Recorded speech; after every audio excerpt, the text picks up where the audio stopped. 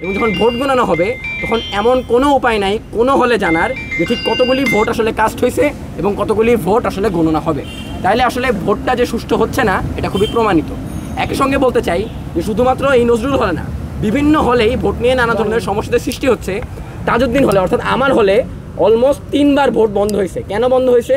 সেখানে অনার্সের যে লিস্ট, সেই লিস্টের মধ্যে কারো ছবি নাই এবং ছবি বাদেই শিক্ষকেরা ভেতরে যারা আছেন তারা ভোট নিচ্ছেন এবং হাতে যেই দাগ দেওয়ার কথা সেই দাগ তারা দিচ্ছেন না। তো যে কেউ আসলে যে কারো কার্ড নিয়ে যে যদি ছবি না থাকে তাহলে আসলে মেলাবেন কোন আইডি কার্ডের সাথে? তারা খালি নাম দেখে যদি মেলাইতে চান তাহলে তো যে কেউ আর আইডি কার্ড নিয়ে যেয়ে 5 বার চাইলে 5 বার যে ভোট দিয়ে এটা মুছে আবার করতে পারবে। এবং সেখানে এটা যখন বলা হচ্ছে তাহলে একটু পর নির্বাচন বন্ধ অফ করতেছেন, দরজা আটকায় দিচ্ছেন, ভেতরে কিছুক্ষণ হাউকাউ করতেছেন, আবার বের করতেছেন, আবার ইলেকশন করতেছেন। এবং তারপরে যখন দেখা গেল, আপনারা জানেন যে কার্যকরী সদস্য কিন্তু 6 জনের ইলেক্টেড হওয়ার কথা, 6টি পদ, সেই পদে প্রার্থী আছেন প্রায় হয়তো 20-25 জন, আমি এক্স্যাক্টলি বলতে পারছি না, 26 জন।